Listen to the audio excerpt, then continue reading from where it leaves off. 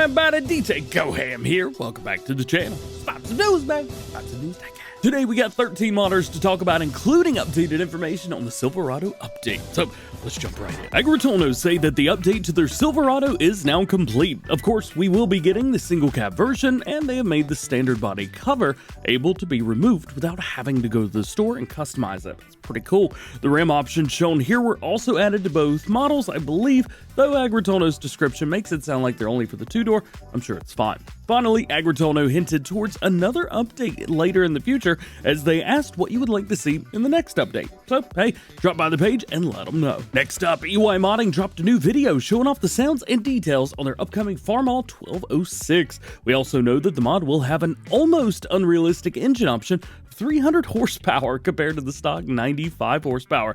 We will also have wheel setups, exhaust, cabin options, front weights, front loader, and license plate. EY Modding has a few other videos on their YouTube channel showing off the mod already, and I'll make sure to leave those linked down below for you to check out. Blue Algon Modding dropped some teasers of their Deutz D06 remake project and say that it's getting closer and closer every day. A few things might be different in the final version, but the detail that they've been able to achieve already is looking really good. Seeing more modders work hard to make small details important gets me super excited for the future of farming simulator as a whole. Sure, we're likely less than a year away from the release of the next game, but if we're already seeing levels of detail like this on ModHub, imagine what we could be seeing in a year or two with the new game. Oh, I can't wait. FBT Modding is back with us today for the first time since almost April last year, 2023, and they've got their edit of the new Holland 7630. They say that there's still quite a few things left to be fixed up, but that they're working hard on those right now. We can see from the screenshots that there will be a canopy, wheel and tire options, front loader, and maybe some light options, but I'm having a hard time finding differences for those. Either way,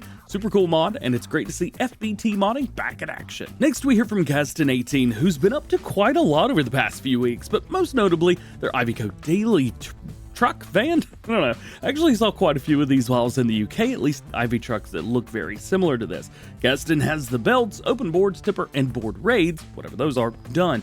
They've also got different drive models with front-wheel drive, rear-wheel drive, and all-wheel drive, but not four-wheel drive, at least not mentioned. Next is to add a tow truck platform and a similar trailer to go along with that. Gaston18 has some really stepped up over the past few years, making more and more great mods and have become a more prominent modern farm sim, paying close attention to the details and giving players the best of the best. I'm super excited to see what they've got in store for us after this one. Next, we have something super cool from JM Garcia Modding, their monster truck. It's almost finished, and they've added flag configurations for the pack, including more than 30 different ones to choose from. JM is also looking for more ideas on their flags to include, so if you've got a favorite one that's missing, let them know. I've been very privy to seeing this mod behind the scenes, and it's a lot of fun seeing a custom model like this go from the idea to design to completion. Oh, and it may also be the best monster truck we've ever seen in Farm Sim once it's out for all platforms. Oh, that's going to be awesome. And again, if you want to get your flag idea on the mod, hit them up in the link below beside JM Garcia Modding. Moving on, 8up Modding is also back with us today, showing off some more old Gen Massey mods, including the front loader claw and bucket. These are some pieces that were part of the old Gen Massey pack back in the day that never came back around, but 8up's been slowly releasing these mods as separate mods and individual pieces. Oh, and they can be strapped down too. Super cool. Speaking of the old Gen Massey pack, we also get to see the MF15 log grab that goes behind your tractor and pulls logs out of the forest like a skidder, and we get a little teaser of their Case 8575 baler, which is based on the Massey baler from the old Gen pack, with a hint that it could be coming back as well. Keep an eye out for these mods, hopefully soon. RinoAgro Mods shows off the last trailer coming to their RinoAgro Mods, which is very similar to the other tandem trailer already out. It looks similar, but it's got a slightly different length and capacity. However, they say that the functions are the same. Really not much more to talk about than that, but it's super cool to see RinoAgro continually working on these mods, which they're also bringing to consoles as lizard models. So you rock. Yeah. Next up, Yoast Modding, aka the editor of FarmSomeNews.com and overall cool dude, has shared a new video and screenshot of a new mod that they're wanting to bring back. The feed clearing system, I guess.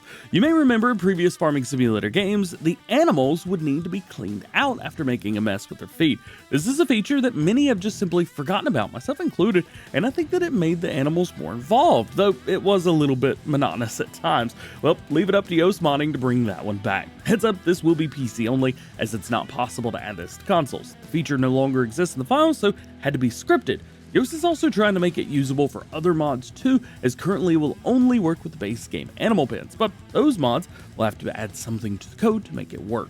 I will keep you updated on this one, as it's something I've seen a lot of people asking about in the comments, and I may have to add this to my next game save. Let's talk about Lancey Boy and the new Stone Valley. You guys have probably been asking about this a lot recently. Some smaller issues have been reported in the recent PC release, which he says is getting an update with no new game save required.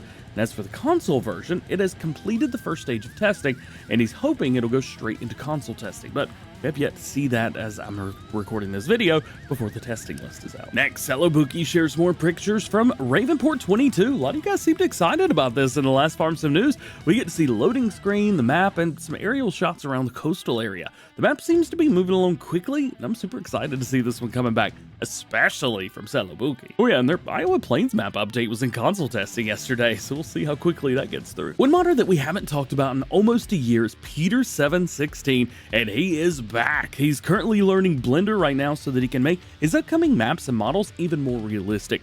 One of the first things he's working on is a feed barrier, kind of nice and easy with real life measurements to fit perfectly. It has a wooden on the bottom area. It's also got one that can go on a wall. I also had the pleasure to meet Peter716 at Llama last week, and as with all of the other modders I got to meet, it was so unreal. So cool to meet the person that I've been working with doing map previews for the past few years.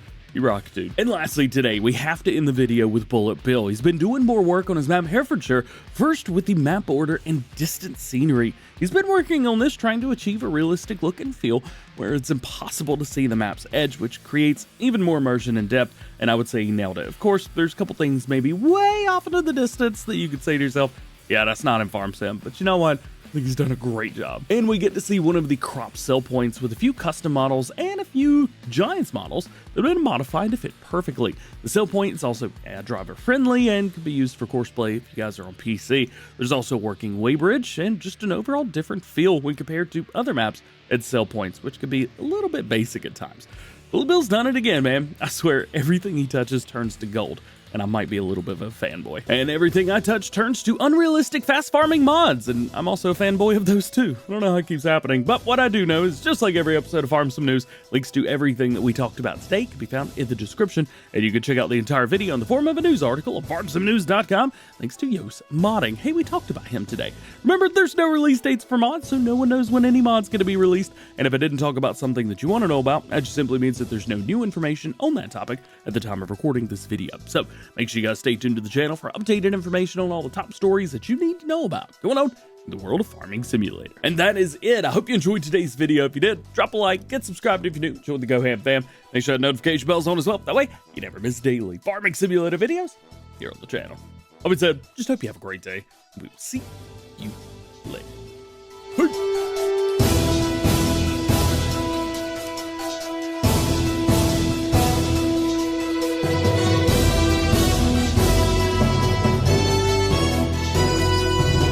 So I've been looking around for my mouse pad everywhere for like 3 days, and I just forgot I left it in the hotel in Birmingham. Oops.